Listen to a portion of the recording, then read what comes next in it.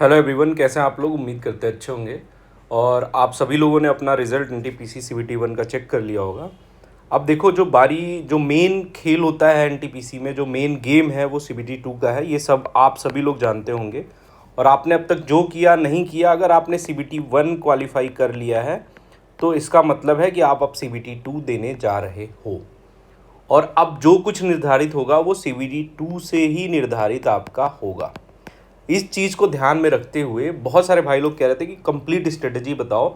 तो मैं कुछ चीज़ें आपको बताऊंगा और कहाँ से करनी है, क्या करना है, क्या नहीं करना है, ये सारी चीज़ें हम लोग इस वीडियो में डिस्कस करेंगे। तो चलिए स्टार्ट करते हैं वीडियो। चैनल पर नए हैं तो सब्सक्राइब कर लो और टेलीग्राम ज्वाइन कर लो। कंप्यूटर के पीडीएफ मैं वहाँ पे देता रहता हूँ अच्छे अच्छे। अब चलो देखो, कुछ लोग होंगे जो प्रिपेयर कर रहे होंगे। मैं हमेशा से कहता था कि भाई अगर आपको लग रहा है कि आपके एक एवरेज मार्क्स से ज़्यादा है, मैं हमेशा बोलता था कि अगर 70-75 से ज़्यादा मार्क्स हैं, रॉ मार्क्स, तो आपको प्रिपरेशन करनी चाहिए, नहीं तो बाद में टाइम नहीं मिलेगा। तो हो सकता है कुछ लोग कर रहे हों, और अगर वो कर रहे हैं तो बढ़िया है। अब उनको अपनी फुल स्पीड यानी 5वीं गियर जो होती है, 5th गियर या फाइनल गियर आपको लगानी है। और उसको कैसे लगाएंगे, क्या करेंगे, वो सारी चीज़ें हम लोग बताएंगे आपको। आपके लिए थोड़ा सा अच्छा होगा क्योंकि माइंडसेट आपने पहले से बना के रखा है। बहुत सारे ऐसे लोग होंगे जो प्रिपेयर कर रहे होंगे, उनका सीबीटी 1 में नहीं हुआ होगा, तो ये चीज़ भी होगा। कुछ लोग ऐसे होंगे, कुछ लोग क्या 50% से ज़्यादा लोग ऐसे होंगे जो रिजल्ट का वेट करते हैं कि रिजल्ट आ जाए फिर हम पढ़ना शुरू करेंगे। और आपको बताऊं, इसमें कुछ ही परसेंट लोग होते हैं जो फाइनल सिलेक्शन तक जाते हैं। ठीक है, उसके लिए या तो वो बहुत बार सीबीटी 2 दिए होते हैं या कुछ किए होते हैं। तो नॉट प्रिपेयरिंग अभी कर रहे हो तो अभी सुधर, अभी अभी इस वीडियो को देखो। और ना मन करे तो ना भी देखो, अपनी स्ट्रेटजी बनानी तो वो भी करो और जाके पढ़ो। फिर टाइपिंग कब, बहुत सारे लोग पूछ रहे थे, कॉमन डाउट है कि भाई टाइपिंग साथ में ही होती है, तो टाइपिंग साथ में नहीं होती है। जो सीबैट होता है वो आपका, उसकी डेट आ गई है, वो भी सितंबर में है। ठीक है, तो उसके लिए भी अभी टाइपिंग देने की आपको कोई ज़रूरत नहीं है, ना टाइपिंग सीखने की। पहले आप 10 जुलाई को अपना एनटीपीसी का सीबीटी 2 दो। अगर जिसको बिल्कुल भी टाइपिंग वगैरह नहीं आती, वो थोड़ा बहुत 10-15 मिनट घर पे अगर कंप्यूटर है तो कर सकते हो। ठीक है, चलिए स्टार्ट करते हैं। तो देखो, सबसे पहले एनटीपीसी सीबीटी 2 आपका एग्ज़ाम डेट आ गया है 10 जुलाई। तो मोटा मोटा आज हम लोग 14 जुलाई पे है, 13 जुलाई। और आपके पास 25 दिन मान के हम चलते हैं कि बचे हैं। ठीक है, तो इन 25 दिन को कैसे हमको यूटिलाइज करना है। सबसे पहले तो जो अभी आपको करना है फर्स्ट डे पे, एनटीपीसी सीबीटी 2 जो एग्ज़ाम हुआ था 24 वाला 25 में, उसके क्वेश्चन पेपर को उठाना है और उसको अच्छे से एनालाइज करना है। सबसे पहले आपको उसके क्वेश्चन पेपर को उठाना है और अच्छे से एनालाइज करना है। ठीक है, उसके बाद क्या करना है आपको कि उसको एनालाइज करके आपको कॉपी में लिखना है कि भाई मैथ्स, और अच्छे से एनालाइज कि मैथ्स में कहाँ पे अच्छे क्वेश्चन आ रहे हैं। और अगर आप चाहो तो पहले उसको ट्राई कर दो कि एग्ज़ाम दे ही दो पूरा, तो आपको पता चलेगा कि कहाँ पे आप अच्छे से दो सीरियस होके। और उसके बाद उसका एनालिसिस करो। तो बहुत सारी चीज़, क्योंकि आप सीबीटी 1 क्वालिफाई करके आ रहे हो, आप बहुत एलिजिबल हो और बहुत नॉलेजेबल भी हो, इस चीज़ को मानो और उसके हिसाब से सीबीटी 2 का पहले दो। ठीक है, पहला बात तो ये। अब आपको बता दें, मोटा मोटा जो आपने सीबीटी 1 में दिया था उससे थोड़ा सा डिफरेंस होता है कि हाँ, मैथ्स 35 क्वेश्चन 35 मार्क्स की आती है, रीजनिंग 35 क्वेश्चन 35 मार्क्स का आता है, और जीएस जो सबसे बड़ा खेला होता है वो यहीं पे होता है, 50 क्वेश्चन 50 मार्क्स के। टोटल आपके हो गए 120 मार्क्स और आपको टाइम मिलता है 90 मिनट। तो ऐसा नहीं है कि इसमें टाइम मैनेजमेंट भी बहुत ज़रूरी है। 70 क्वेश्चन आपको मैथ रीजनिंग के करने हैं और 50 क्वेश्चन जीएस के भी करने हैं, और थोड़ा लेंदी क्वेश्चंस भी जीएस के आते हैं। तो ये चीज़ आपको ध्यान में रखना है। अब इस 120 मार्क्स में कितना टारगेट करना है, क्या करना है, वो सब चीज़ें मैं बताता हूँ आपको। देखो, मैथ्स में क्या करो, सबसे पहले तो जो मैंने बोला कि सीबीटी 2 के मॉक आपको देने हैं। ठीक है, सीबीटी 2 के मॉक आज ही दो और उसका एनालाइज करो। पहले पीवाईक्यू दो। ठीक है, पीवाईक्यू दो और उसका अच्छे से एनालिसिस करो कि कहाँ से क्वेश्चन आ रहे हैं। ज़्यादा वेरिएशन नहीं होता है, वहीं से क्वेश्चन आते हैं।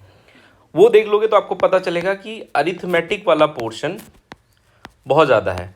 तो अरिथमेटिक वाले पोर्शन में जो भी चैप्टर आपने अभी तक नहीं पढ़े हैं, उन चैप्टर को मार्क करो।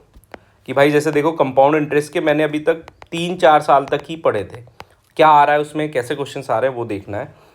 वर्क एंड टाइम में थोड़ा सा इसमें लेंदी क्वेश्चंस आपको मिलेंगे, ये चीज़ की प्रैक्टिस करनी है आपको। ठीक है, वर्क एंड टाइम के भी क्वेश्चन उतना ईजी नहीं मिलेंगे जितना आपको लग रहा होगा, तो थोड़ा सा वो देखो। दूसरी सबसे बड़ी चीज़ कि एडवांस मैथ में अगर आपने अभी तक कुछ नहीं पढ़ा, बहुत सारे लोग ऐसे होंगे जिन्होंने एडवांस मैथ में अभी तक कुछ नहीं पढ़ा होगा, तो जो एडवांस मैथ वाले भाई लोग हैं उनको बस मैं इतना कहूँगा कि एडवांस मैथ में आप ज्योमेट्री को अभी छोड़ो, पहले आप मेंसुरेशन उठाओ और जो 2D और 3D वाले वॉल्यूम, एरिया, ये सब फॉर्मूले उनको करो। फिर थोड़े बहुत चीज़ें ट्रिग्नोमेट्री में भी कर लो, बेसिक जो आइडेंटिटीज़ होती हैं वो सारी चीज़ें आपको करनी है, वो आप जब एग्ज़ाम देखोगे। तो थर्ड सबसे इंपॉर्टेंट है कैलकुलेशन। थोड़ा सा कैलकुलेशन पर ध्यान दो, क्वेश्चंस को तेज करने की कोशिश करो अगले 20-25 दिन जो बचे हैं। बाकी आपने जो मैथ्स में पढ़ा है अभी तक उसका रिवीजन करो, कुछ इसमें अलग नहीं आता है। हाँ, ये जो स्टैटिक्स वाला पोर्शन होता है, मीन मीडियन, ये सारी चीज़ें इसमें आती हैं, वो आप जब CBT 2 का मॉक देखोगे या PYQ देखोगे तो आपको समझ में आ जाएगा। ठीक है, रीजनिंग के लिए जो आप करते आ रहे थे हमेशा वही करिए। इसमें थोड़ा सा आपको जो एक्स्ट्रा पुश देना है वो देना है आपको पजल वाला 1-2 क्वेश्चन डेली करना स्टार्ट कर दीजिए। जब आप CBT 2 का मॉक देंगे या PYQ देंगे तो आपको समझ में आएगा कि पजल के कैसे क्वेश्चंस आ रहे हैं, वही राउंड टेबल वाले, तो जिससे आपका टाइम बचाना है इसमें। ठीक है, जितना टाइम बचाओगे और जितना अच्छा करोगे वो आपके लिए बेटर होगा। आगे बात करते हैं जिसमें सबको बहुत ज़्यादा प्रॉब्लम है। तो जनरल स्टडीज़ को मैंने 3 पार्ट में बांटा है। देखो, वो 35 मार्क्स के हो गए, ये 50 मार्क्स का है लेकिन इसमें आप कितना भी पढ़ लोगे ये बहुत कोई कंफर्ट जो है कॉन्फिडेंट नहीं होता है। तो पार्ट 1 में आप हिस्ट्री, ज्योग्राफी और पॉलिटी, जो बेसिक है किसी भी जनरल स्टडीज़ का, बेसिक है या जनरल साइंस का, जो भी आप कह दो। तो हिस्ट्री में आपने देखो 2 चीज़ें हैं, क्या करना है कि रिवीजन तो करना ही है जो आपने नोट्स बनाए हैं, ठीक है। और एक चीज़ आपको और बता दूं, किसी का भी बैच लेने की अभी ज़रूरत नहीं। अगर आप बैच लोगे तो आप फंस जाओगे, क्योंकि आप अपनी चीज़ें रिवाइज नहीं कर पाओगे, अपने आप की कमियों को नहीं ढूंढ पाओगे, बैच के चक्कर में ही खोते जाओगे।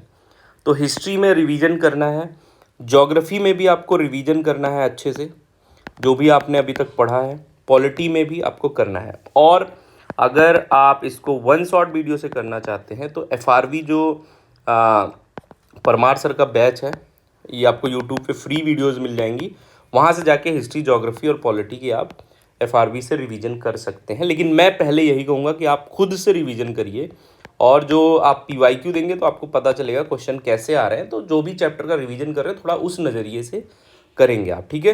तो ये चीज़ें हैं और इन सबको अच्छे से करना है जो भी आप पढ़े हैं। अभी मैं आगे दिन भी बताऊंगा कि कैसे आप अपने 20 दिन को डिवाइड करेंगे, ठीक है। दूसरी चीज़ आ गई अपनी पार्ट टू में computer economics, static GK, books and author, और एक पार्ट बचा आपका साइंस, ठीक है। अब देखो, ये भी बहुत इंपॉर्टेंट क्वेश्चन है। जो कंप्यूटर बैकग्राउंड आते होंगे, जो एकेडमिक में कंप्यूटर पढ़े होंगे, या जिन्होंने ग्रेजुएशन में कोई कोर्स किया होगा, कंप्यूटर साइंस से BSc करी होगी, BTech किया होगा, उनके लिए थोड़ा सा ईजी हो जाता है। लेकिन कंप्यूटर के 5 से 8 क्वेश्चन आपको एग्ज़ाम में मिलेंगे, ये चीज़ समझो। इसमें 2 से 3 क्वेश्चन ईजी होंगे और 2 से 3 क्वेश्चन टफ होंगे। अब देखो, ये 2 से 3 क्वेश्चन है, बेसिक कहीं से भी पढ़ लोगे काम चलेगा। मैंने कंप्यूटर की कंप्लीट वीडियो डाली है, वो आप एक बार देखोगे तो आपको चीज़ें समझ में आएंगी। आप जो भी टॉपिक बोलोगे मैं कंप्यूटर पे वो वीडियो बना के आपको अच्छे से समझा दूंगा। हाँ, एक चीज़ है, मेरी वीडियो देखने के लिए आपको ये सोचना होगा कि एग्ज़ाम के पॉइंट ऑफ व्यू से मैंने वीडियो बनाई है, फालतू की नहीं कि मैं आपको सिंपली सॉफ्टवेयर क्या होते हैं, हार्डवेयर क्या होते हैं, ये सारी चीज़ें समझाता रहूँ। तो थोड़ा बेसिक देख के फिर वो वीडियो देखेंगे तो आपको काम चल जाएगा। नहीं तो जहाँ से भी आपने पढ़ा है अभी तक वहाँ से रिवाइज कर सकते हैं। इकोनॉमिक्स के लिए भी आपका कुछ ना कुछ नोट्स होगा, नहीं होगा तो परमार सर के चैनल पे फ्री वीडियोस हैं, वो देख लो, या कहीं अदर आप जो देखना चाहो। स्टैटिक जीके पे भी आपको 1 शॉट वीडियो अगर देखना है तो देखिए, नहीं तो अपना नोट्स रिवाइज करिए। ये सारी चीज़ें आपको PYQ देने के बाद ही पता चलेंगी, और आपने क्या तैयारी करी वो आप मैटर करता है। बहुत सारे बच्चे होंगे जिन्होंने सबके नोट्स बनाए हैं, बहुत सारे बच्चे होंगे जिन्होंने नोट्स नहीं बनाए हैं। अब आप किस कैटेगरी में आते हैं वो चीज़ आपको देखना है। बुक्स एंड ऑथर से क्वेश्चन बहुत अच्छे आते हैं, वो भी पॉइंट आपको लास्ट करना है, इंपॉर्टेंट बुक्स वाले भी, और जो करंट में बुक्स आ रही हैं वो भी। साइंस में इंपॉर्टेंट जो भी नोट्स आपने फिजिक्स, केमिस्ट्री, बायो में पढ़ा है अच्छे से पढ़ लेना, यहाँ से क्वेश्चन आएंगे। ऐसा नहीं कि CBT 1 में नहीं आए तो यहाँ नहीं आएंगे, अच्छे क्वेश्चन आएंगे। CBT 1 के भी क्वेश्चन रिवाइज करके आपको जाना है जितने भी शिफ्ट हुए थे, ठीक है। ये सारी चीज़। पार्ट 3 जो आता है सबसे इंपॉर्टेंट, करंट अफेयर का क्या करना है। करंट अफेयर का सबसे पहले मैं आपको बता दूं, लास्ट 6 मंथ का एकदम कंठस्थ कर दो, एकदम बढ़िया से। आप जितना डीप जा सकते हो उतना डीप जाओ। 20 से 25 दिन है आपके पास, आप जितना डीप जा सकते हो जाओ। चाहे आप इंडोलॉगस एक बढ़िया ऑप्शन है, वहाँ से आप देख सकते हो करंट अफेयर मंथ वाइज। उसके बाद कुछ लोग स्पीडी पढ़ रहे होंगे, उसको पढ़ो, पढ़ पढ़ के फाड़ दो, इतना पढ़ो, ठीक है। बुक फट जाए तब तक पढ़ो, लेकिन पढ़ना है, क्योंकि करंट अफेयर समझ लो 12 से 15 से भी ज़्यादा क्वेश्चंस इसमें आते हैं, और ये आपके सिलेक्शन को निर्धारित करेगी, ठीक है। तो इंडोलॉगस हो गया डीप। अब डेली आप करंट अफेयर का 1 आवर 1.5 भी दे सकते हैं, तो आप इसको दीजिए, ठीक है। करंट अफेयर आपका, और सबसे ज़्यादा जो इम्पोर्टेंट टॉपिक्स हैं जैसे डिफेंस वाला पोर्शन हो गया, स्पोर्ट्स वाले हो गए। एक चीज़ समझो कि जो बेसिक क्वेश्चन है वो आपके गलत नहीं होने चाहिए, पहले तो इतनी कमांड बनाओ, फिर हार्ड क्वेश्चन की तरफ जाओ, ठीक है। तो ये सारी चीज़ें हो गई। अब टारगेट क्या लेके चलेंगे और कितने मार्क्स का, तो सबसे पहले बताएं कि आपको मैथ्स में 35 में अगर आप यूआर कैटेगरी से हो तो आपको 32 टू 33 मार्क्स तो लाने ही पड़ेंगे। रीजनिंग में भी आपको ऐसे ही लाने पड़ेंगे, 32 टू 35 भी ले आएंगे तो दैट इज़ बेटर। और फिर जीएस में आपको लगभग 30 से 35 क्वेश्चन करने, 30 मार्क्स तो लाने ही पड़ेंगे सिलेक्शन के लिए, ठीक है। मतलब कुल मिला के आपको 95 से 100 मार्क्स के बीच में खेल करना है, इतना मार्क्स आपको टारगेट लेके चलना है। और टफ नहीं है, अगर आप मैथ रीजनिंग में 70 कर लेते हो तो यहाँ पे भी आएंगे, 50 क्वेश्चन है, थोड़ा भी ध्यान दोगे। और ऐसा नहीं कि अगर आपका नहीं आ रहा तो किसी का नहीं आएगा, या कि सबका आ ही रहा होगा, ये सारी चीज़ें आपको थोड़ा सा सोचनी है। टारगेट क्या करना है कि जो पहला 5 दिन बचा, 1 से 5 दिन रिवीजन करो, दबा के रिवीजन करो, जो अपने नोट्स बनाए हो उसका करो। वन शॉट देखो, चाहे आप ऐसे उनसे देखो, हिंदी मीडियम में कंफर्टेबल हो तो जो भी टीचर का। 5 से 10 दिन आप मॉक देना, अभी मॉक ज़्यादा मत दो, एक PYQ 2 दे दो और उसका अच्छे से एनालिसिस करो, तो आपको पता चलेगा क्या चीज़ें हो रही हैं। फिर वीक एरियाज पे फोकस करो, और 10 से 15 दिन जो आपका अगला होगा फिर मॉक और रिवीजन चलेगा आपका, उसके आगे जितने भी दिन है रिवीजन और मॉक ही चलेंगे, ठीक है। ऐसा करेंगे तो आपको अच्छा रहेगा। बाकी आप स्ट्रेटेजी की वीडियो हो सकता है आप 10 जुलाई तक देखते रहिए, बहुत सारी स्ट्रेटेजी की वीडियो आएंगी। आपको खुद स्ट्रेटेजी आज ही बनानी है, खुद PYQ दे के बनानी है, तभी आप सफल होगे, दूसरों की स्ट्रेटेजी आपके काम नहीं आएगी, ठीक है। चलिए पढ़ते रहिए, बाकी कोई भी दिक्कत है टेलीग्राम इंस्टाग्राम पे मैसेज कर सकते हैं। All the best.